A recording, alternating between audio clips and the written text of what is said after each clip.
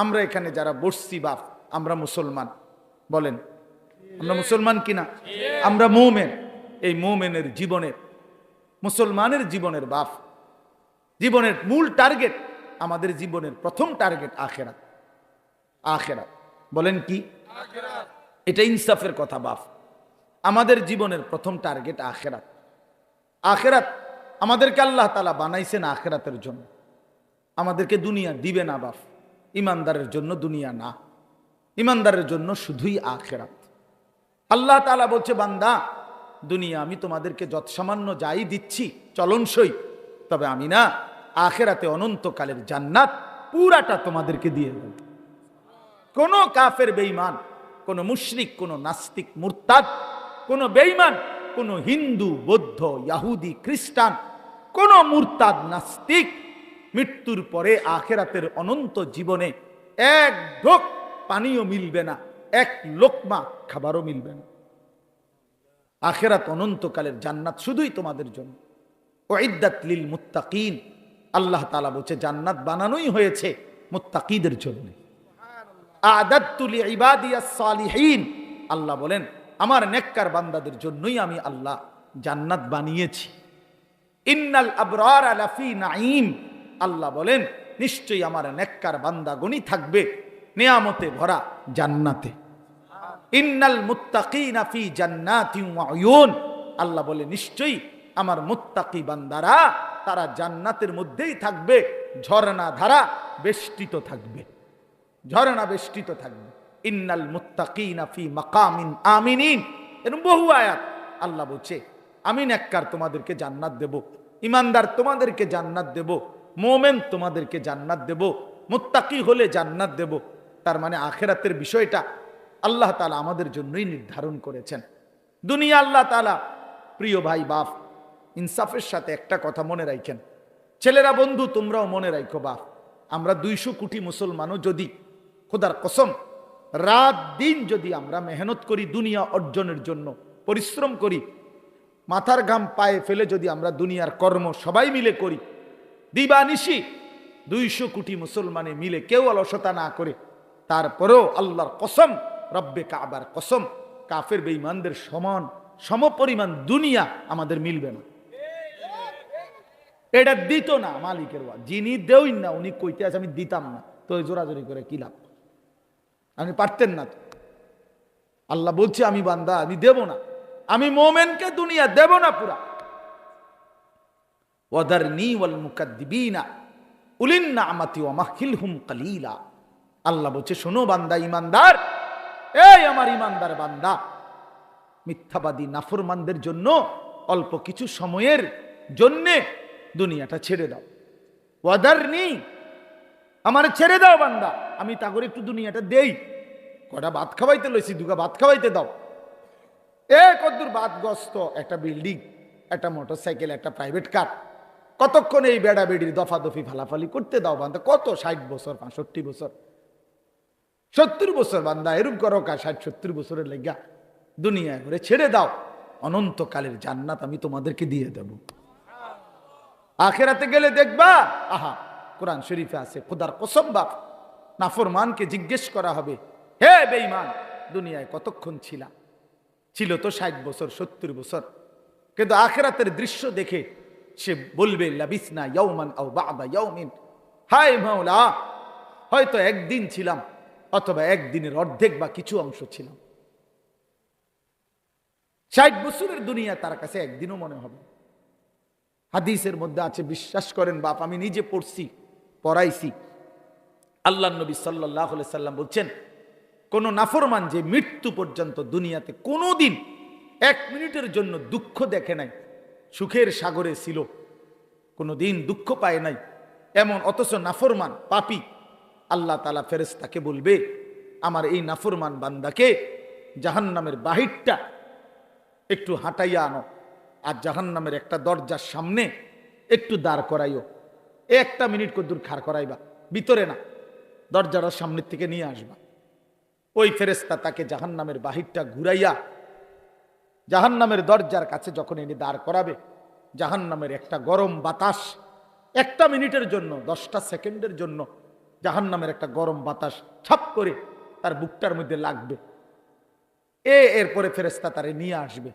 আনার পরে হাসরের মাঠে, প্রিয় বাপ, প্রিয় সন্তান আমার, ছেলেরা আমার, আল্লাহর কসম নবীজি বলছে, আল্লাহ পাক তখন ওই সুখে ভরা নাফরমান ব্যক্তিটাকে জিজ্ঞেস করবে, আমার বান্দা, দুনিয়াটা তো বড় সুখে আরামে নিশ্চিন্তে কাটাই আসছো, ঠিক না? আল্লাহর কসম ওই বান্দা তখন বলবে, আয় মাওলা, আপনার জাতের কসম মাওলা, জীবনে দুনিয়ার হায়াতে সুখ কি জিনিস আমি জীবনে কোনোদিন দেখি নাই। বিশ্বাস করো, এটা হাদিসের। আবার আমি ব্যক্তিগতভাবে খামখেয়ালি কথা কম বলি, এটা হাদিস। অর্থাৎ জাহান্নামের 10 সেকেন্ডের ওই দরজার মুখের একটু গরম বাতাস তার 60 বছরের 70 বছরের সুখ 1 মিনিটে 1 সেকেন্ডে 10 সেকেন্ডে ভুলায় গেছে, সব ভুলে গেছে। আল্লাহ তাআলা ফেরেশতাকে আবার বলবে, একজন ইমানদার বান্দাকে দিয়ে, যে বান্দা জীবনে কোনোদিন মৃত্যু পর্যন্ত সুখ পায় নাই, দুনিয়ায় কষ্টে কষ্টে জীবন কাটাইছে, কিন্তু আল্লাহকে ছাড়ে নাই, আল্লাহর বন্দিগি ছাড়ে নাই, অভাবের সংসারে, দুঃখ কষ্ট যন্ত্রণার সংসারে নামাজ ত্যাগ করে নাই, আল্লাহকে নারাজ করে নাই, আল্লাহ পাক বলবে, ফেরেশতা আমার এই ইমানদার বান্দাকে জান্নাতের চারদিকে একটু হাঁটাইয়া আনো, আর লাস্টে একটু দরজার মুখে দাঁড় করাইয়া আনবা। এই বান্দাকে সারা জান্নাতের চারদিকে ঘুরাইয়া দরজার সামনে যখন আনবে, তো 10 সেকেন্ডে জান্নাতের একটা আরামদায়ক বাতাস তার বুকে আইসা লাগবে। এরপরে তাকে আল্লাহর সামনে আনা হবে। মহান আল্লাহ পাক রব্বুল আলামিন সেই বান্দাকে বলবে, আমার বান্দা, দুনিয়ার জীবনটা আমার মুমিন বান্দা বড় কষ্ট করে আসছো বান্দা, কত সুদের টাকা, ঘুষের টাকা, কত হারাম টাকার সুযোগ ছিল, কামাই করো নাই। চারপাশের ঘরে সব মানুষ টেলিভিশন দেখছে, নাচ গান দেখছে, এই চারদিকের টেলিভিশনে ভরা মহল্লার মাঝখানে তুমি একটা ছোট্ট ঘরে তোমার স্ত্রী সন্তান নিয়ে কষ্ট করেই পড়েছিলা।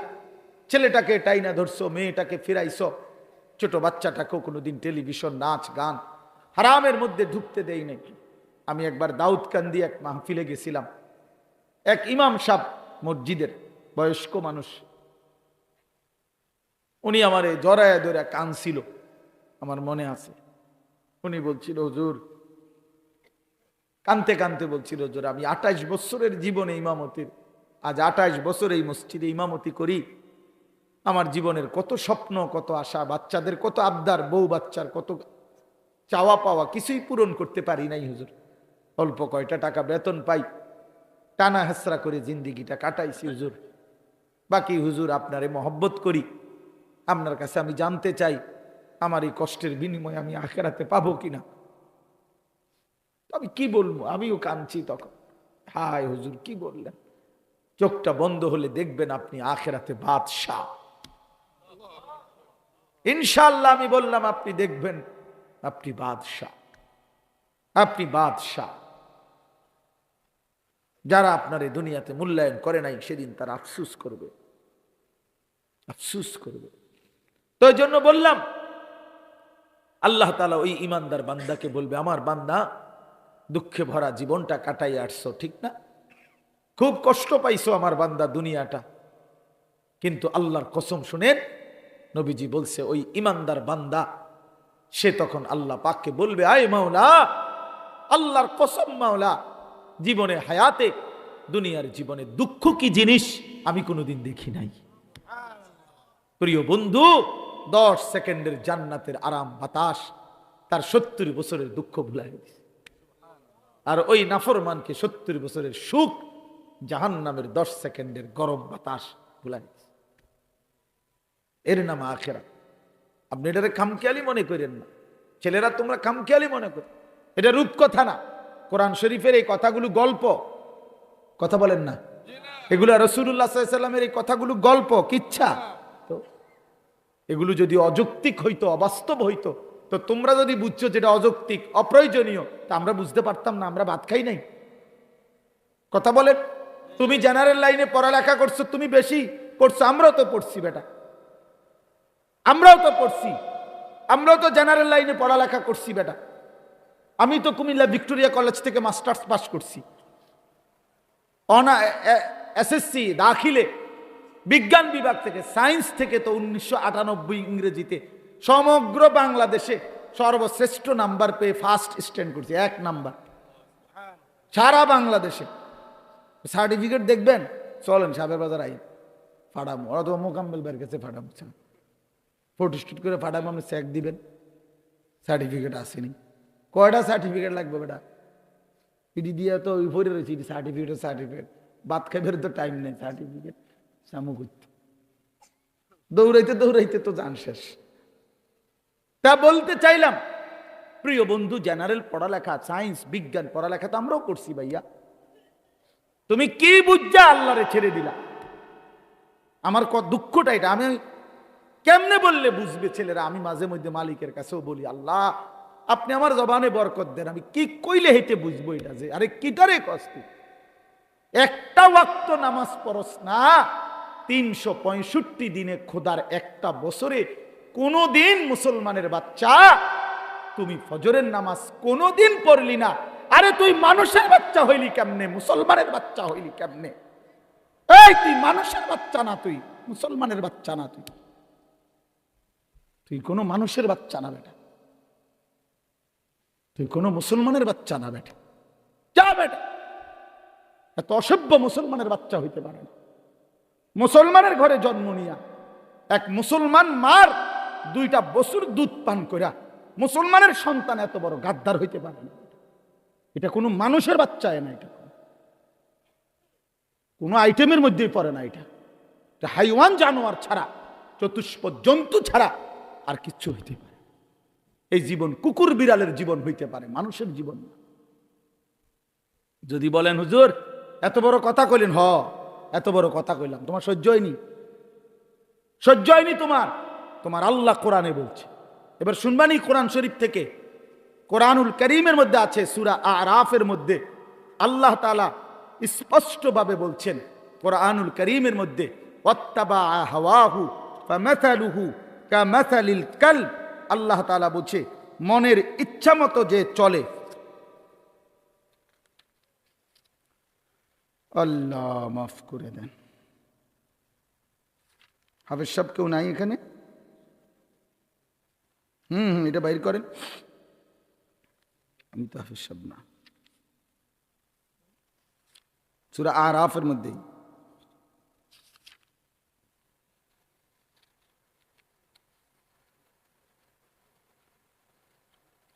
জি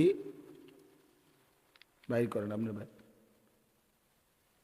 فأتبعه الشيطان واتبع هواه فمثله كمثل الكلب إن تحمل عليه يلهث أو تتركه يلهث। এই আয়াতটা। আচ্ছা বাইর করুন, আপনি তরজমা শুনেন। অর্থাৎ আল্লাহ তাআলা বলেন যে তার মনের ইচ্ছা মতো চলে। ছেলেরা বাবা শুনো, আল্লাহ তাআলা বলছে যে তার মনের ইচ্ছা মতো চলে।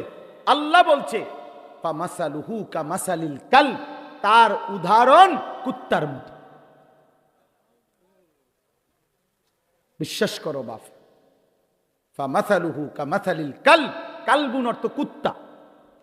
বলেন কি কুকুর কিনা বলেন?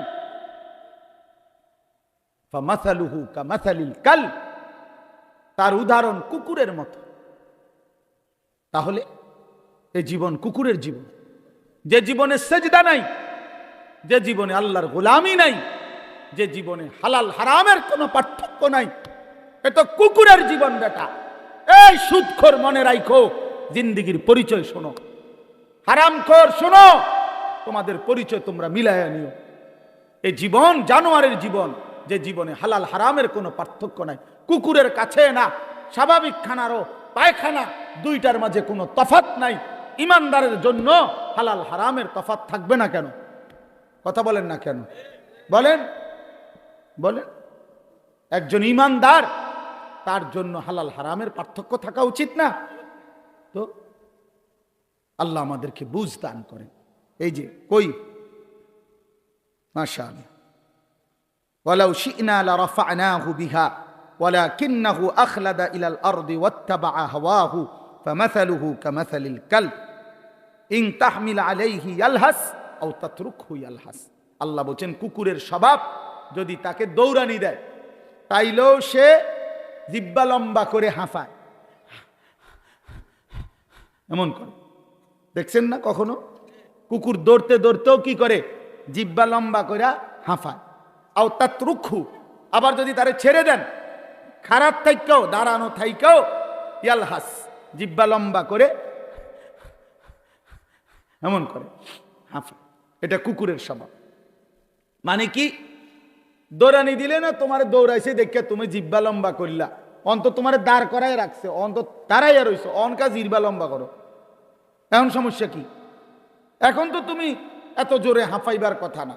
এটার অর্থ হইল পাইলেও অতৃপ্ত, না পাইলেও কি অতৃপ্ত, অতৃপ্ত, অতৃপ্ত। এই নাফরমান এমন। আপনি একটা ছেলেকে বলেন যে বাবা সারা রাত তো উলঙ্গ ছবি দেখলা, এখন থামো, চিনি কও, আর চাইবানি, ছাড়ো, এবার ছাড়ো, এবার থামো, না হে আরো দেখব।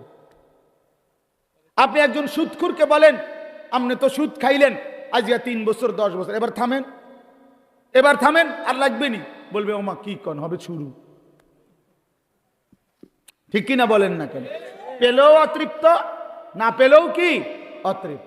বেচা কিনা হইতেছে দুনিয়া, দেখেন দোকানে বেচতেছে মাল, অলরেডি মাল শেষ হইতেছে, নতুন মাল ট্রাকে দিয়া নামাইতে আছে। এই অবস্থায়ও যদি গিয়ে জিজ্ঞান ভাই বেচা কিনার কি অবস্থা, বল করতে কি এর ব্যবসা আসেনি, ওনার এই ব্যবসা কি আর আসেনি আগের ব্যবসা।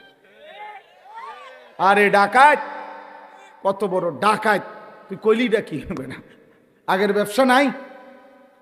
আগের ব্যবসাটা তো মালডি কার কাছে বেচলা, নতুন মাল চালান আইলো, মালডি কি লেগা নামাইলা, বেচা কিনে যেহেতু নাই, নতুন মাল আইন না কি লেগা বলেন? আগের ব্যবসা নাই বলতে কোন সালের ব্যবসা নাই? আগেরটা এটা কত বছর ধরছেন নাকি? আগে 300 বছর আগের ব্যবসা নাই, তা আপনি এ সময় আইসেন কীর্তেন, আমি হে সময় থাকতেন, যে সময় ব্যবসা আসিল সেই সময় পৃথিবীতে আইতেন। কোন সময়ের ব্যবসা নাই? কি নুহু নবীর জামানার ব্যবসা নাকি? বেটা এই সময় আইলা কীর্তা, তুমি জন্ম নিলা পৃথিবীতে এই বছর, এখনকার সময় কয় আগের ব্যবসা নাই। এ অর্থ হইল পেলেও অতৃপ্ত, না পেলেও কি। এ তো কুকুরের স্বভাব। এ কিসের স্বভাব? কুকুরের, কুকুরের স্বভাব। এ যদি কারো গায়ে লাগে ছাইড়া দেন, অসুবিধা কি? আপনি আপনি বলে না আমি এই খাচ্ছতে ছাইড়া দিলাম, যা, এত বড় কথা আমি নিতাম না। আপনি এই বদভ্যাস ছেড়ে দেন, বরং হর হালাতে বলেন আলহামদুলিল্লাহ। ঠিক কিনা বলেন? ভাই বেচা কিনা কেমন? আলহামদুলিল্লাহ। আগে মনে হয় একটু কাস্টমার কম হয়, আলহামদুলিল্লাহ ভাই আল্লাহ চালাচ্ছে, খালাস। হর হালাতে মোমেন কি বলবে? আলহামদুলিল্লাহ। বলেন না কি বলবে? আলহামদুলিল্লাহ। আমার এক খুব কঠিন এক ঘনিষ্ঠ মানুষ আমারে খুব মহব্বত করতো, করে, এখনো করে। ওনার ছেলে আমার মাদ্রাসায় পড়ে। তো একদিন আমি ওনার দোকানের সামনে আমার দেখা হয়েছে, আমি বললাম কি অবস্থা ভাই? হুজুর ব্যবসাটা ছেড়ে দিমু। আমি কেন? হুজুর আমার দোকানে একটু বেচা কিনা ভালো হয়, এই আমার লগে জিদ কইরা হিংসা কইরা আমার কাছাকাছি একের সাথে আরো 5টা দিছে এরকম দোয়ান, মানে হের মাল ডি মতো। এখন এই জন্য হুজুর বুঝছি যে আমার ব্যবসাটা আমি ছেড়ে দেবো আমার এই ব্যবসা। পরে আমার পুরো মনে আছে, আমি আমার এই পকেট থেকে এরকম তসবি, আমার পকেটের তসবি বের করে ওনার হাতে দিছি। হাতে দিয়ে কইলাম ভাই শুনেন, কালকের থেকে নিয়ম মাফিক আপনি দোকান খুলবেন, নিয়ম মাফিক দোকান বন্ধ করবেন। আর আপনার তো কামাই দরকার, কামাই কমে গেছে এই তো না, ব্যবসা দরকার এই তো। আমি আপনারে বলি আপনি ক্যাশে বৈশা তসবি পড়া শুরু করবেন, সুবহানাল্লাহ, আলহামদুলিল্লাহ, আল্লাহু আকবার, লা ইলাহা ইল্লাল্লাহ, এভাবে একটার পর একটা তসবি পড়বেন। কাস্টমার আসলে এটা তসবি পড়া বন্ধ করে বেচা কিনা করবেন। তাইলে কি হবে? আমি বললাম ভাই তাইলে কাস্টমার আইলে দুনিয়ার মাল বেচলে দুনিয়ার ব্যবসা হবে, কাস্টমার না থাকলে তসবি পড়লে আখিরাতের ব্যবসা হবে। তাহলে আর আপনার কামাই বন্ধ নাই, হয় দুনিয়া কামাই হচ্ছে, হয়তো কি কামাই হইতেছে? আখিরাত কামাই হচ্ছে। আপনার আমি আমার তসবি দিয়ে গেলাম। কত মনে 6 মাস বা 8 মাস পরে আবার ওনার সাথে দেখা হয়েছে। আমি কইলাম কি খবর, বেচা কিনার হালাত কি? বলছে হুজুর দোনো ব্যবসা জমজমাট। দোনো ব্যবসা কি মানে মানে বেচা কিনাও চলতেছে ভালো, তসবিও পড়তেছি ভালো, আখেরাতের কামাইও হচ্ছে, দুনিয়ার কামাইও হইতেছে। পরে আমি কইলাম ভাই আমার তসবিটা দিয়ে আলান, আমি তো লাইনে পড়ে গেছেন আপনি সারছে তো, ওইটা দিয়ে আলান তসবি। না হুজুর এটাই তো আমার বাইক লাগছে, এটা কেন আমি দিই তসবি, এটাই তো আমার বাইক লাগছে, আমি হেঁটে দিতাম না। আলহামদুলিল্লাহ। তো বাপ আমার কথা হলে এটাই, আমরা আখেরাতের জন্য, আমাদের জিন্দিগি আখেরাত, আমাদের জীবন কি আখেরাত। সেই আখেরাতের সর্বশ্রেষ্ঠ সিজন মৌসুম মাহে রমজান। বলেন আলহামদুলিল্লাহ, শাহরু রমাদান। এই কথাটাই শেষ কথা হইল। আমরা যদি দিল থেকে বুঝি যে আমরা আসলে আখেরাতের জন্য, আমরা মোমেন, আমরা মুসলমান, অতএব আমাদের সামনে একটা শ্রেষ্ঠতম সুযোগ মাহে রমজান। মাহে রমজান, মাহে রমজান। দয়া করে আল্লাহর ওয়াস্তে ভাইয়া আমার, বন্ধু আমার, সাথী আমার, ছেলেরা তোমাদেরকেও বলি, বাবারা আপনাদেরকেও বলি, পর্দার আড়ালের মা বোন আপনাদেরকেও বলি, একটা মাস রমজান আসতেছে, দয়া করে একটু কদর করে আখেরাতের ফিকির করে গুনাহ ছেড়ে দেন। চুরি ডাকাতি, জিনা ব্যভিচার, মদ জুয়া, অশ্লীলতা, বেহায়াপনা, অসভ্যতা, নোংরামি, মা বোনরা বেপর্দার জিন্দিগি মা ছেড়ে দেন। ছেলেরা বাপ নারী দেখা, ছবি দেখা বন্ধ করে দাও বাপ। প্রিয় সাথী বন্ধু, মোবাইলের ওই নারী তোমারে সুখ দিবে না, অশ্লীল ছবি কাউকে সুখ দেয় নাই বাপ, গুনাহ পৃথিবীতে কাউকে ইজ্জত দেয় নাই, আখেরাতেও ইজ্জত দিবে না বাপ। গুনাহ প্রত্যেককেই লজ্জিত করে, গুনাহ প্রত্যেককেই অসম্মানিত করে, মানুষকে ঘৃণার পাত্র বানায়, নেকি মানুষকে দামি করে। রাতের অন্ধকারের কারোর গুনাহ আল্লাহ তাআলা দিনের আলোতে চেহারায় ভাসিয়ে দেয়, মানুষ দেখলেই বোঝে। মানুষ কোনো চিরা খায় না বাপ, মানুষ ফুট্টাখোররে দেখলে, গাঁজাখোররে দেখলে, নেশাখোরকে দেখলে মানুষ ঠিকই বোঝে, চেহারা দেখলেই বোঝা যায় পাটপারের মতো, ফুট্টাখোর, বাবাখোরের মতো। হ্যাঁ, ছেলেটা তো চরিত্রহীন, তুমি সারা রাত উলঙ্গ ছবি দেখবা, নাচ গান দেখবা, নর্তকীর ছবি দেখবা, আর লোকে তোমারে দিনের আলোতে দেখলে বলবে মাশাআল্লাহ জোনায়েদ বাগদাদি নাও, আল্লাহু আকবার, এটা দেখতে দিয়া ভাইজি দোস্ত আমি স্বাস্থ্য পাই না। হ্যাঁ, মানুষে তো বেউকুব, মানুষে চিড়া খায়, আর আমনে ভাত খান বইয়া বইয়া। মানুষে বুঝে না, সিটারে মানুষ সিটার চেনে না, কথা বলেন না কেন? হ্যাঁ, দুশ্চরিত্রকে মানুষ আলোকে আলোই বলে, অন্ধকারকে অন্ধকারই বলে। নাকি আলোকে আলোকে অন্ধকার বলে না? লোকে চিনতে ভুল করে না, লোকে চিনতে ভুল করে না বাপ, মানুষ ঠিকই চিনে। আমরা আরবিতে পড়ছি ওয়াফিকা উয়ুবুন, আরবি প্রবাদ খুব সুন্দর এটা, ওয়াফিকা উয়ুবুন ওয়ালিন্নাসি আয়ুন, তোমারও দোষ আছে, মানুষেরও চোখ আছে। তোমারও কি আছে?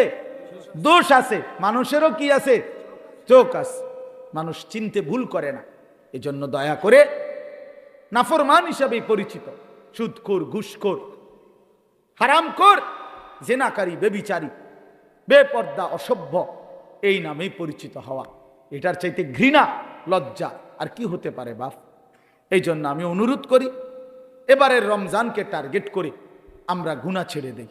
বলেন ইনশাআল্লাহ বরকত হবে।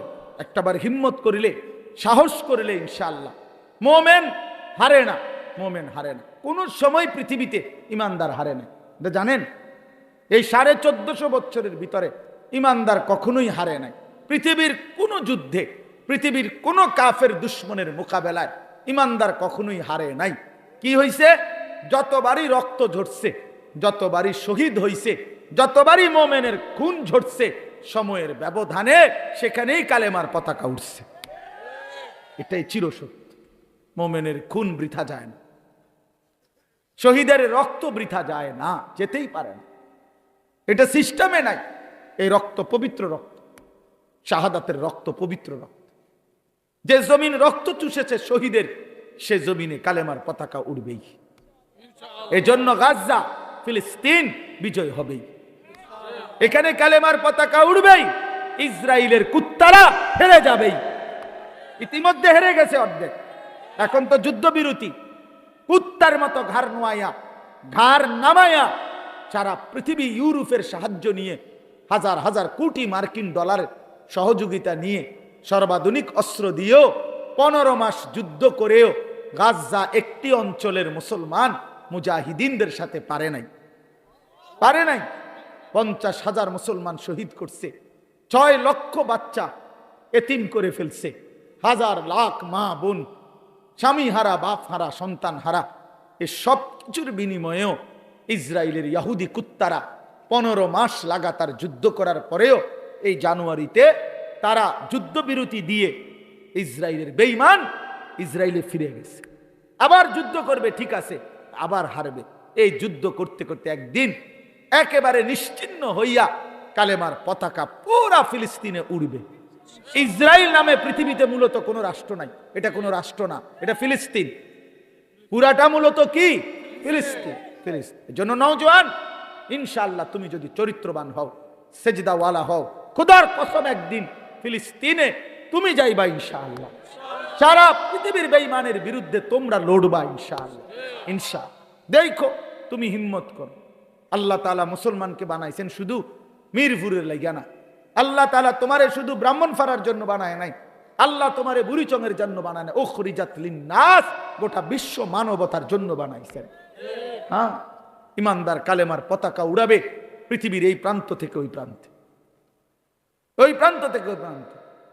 সারা জাহাঁ হামারা, चीन व अरब हमारा, हिंदू सिता हमारा, मुस्लिम है हम वतन है सारा जहां हमारा।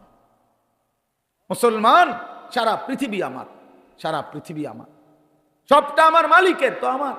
এই জন্য আমরা ইনশাআল্লাহ রমজানকে টার্গেট রেখে চরিত্র ভালো করি, গুনাহ বাপ থেকে 5 ওয়াক্ত নামাজ, রমজানের 20 রাকাত তারাবি, ইফতার, সাহরি, শেষ দশকের এতেকাফ, সবে কদরের তালাশ, প্রতিদিন দোয়া, কান্নাকাটি, কোরআনুল কারীমের তেলাওয়াত, জিকির তেলাওয়াত।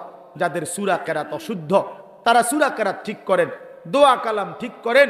রমজানটাকে পুরা আপনারে দেখলেই যেন মনে হয়, আপনার রমজান দেখলেই মনে হয় আপনি অন্য ফিকিরে আছেন, আখিরাতের ফিকিরে। কোন ফিকিরে? আল্লাহ তাআলা আমাকেও তৌফিক দেন, আমাদের সবাইকেই ঈমান আমলের জিন্দেগি গ্রহণ করে রমজান পর্যন্ত হায়াত ভিক্ষা দান করেন। ইন্না নাহনু নাযালনা যিকরা ওয়া ইন্না লাহু লাহাফিজুন। ভাই, এই যে যাদের হাতে ধরা মোবাইল, এই মোবাইলগুলো নামায় ফেললে ভালো হবে। প্রিয় ভাই, হাতে ধরে মানে মোবাইল হাতে ধরে রেখে রেকর্ড করা যাবে না, আমি নিষেধ করলাম। রেকর্ড ভিডিও কিছুই করা যাবে না। এই মোবাইল হাতে ধরে আলগি দিবেন না।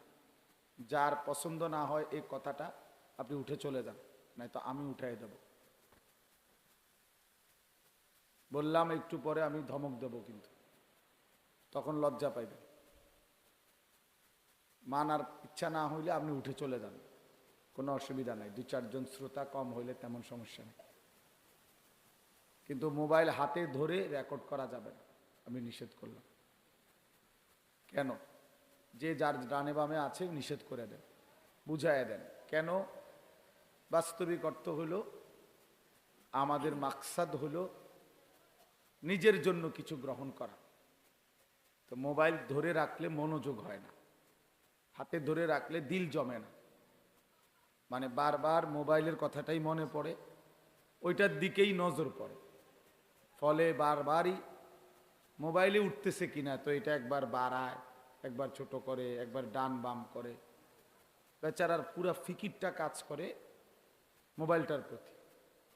তাইলে মোবাইলে ঠিক আছে, সব কিছু ক্লিয়ার উঠছে, সুন্দরও হয়েছে, আওয়াজ ক্লিয়ার, সাউন্ড ক্লিয়ার, সব ঠিক আছে, কিন্তু নিজের জন্য কি হল? আমার দিলের জন্য কি নিলাম? মোবাইলের জন্য তো নিলাম, ঠিক আছে, বাদ। দিলের জন্য আমার নিজের কি খোরাক হলো?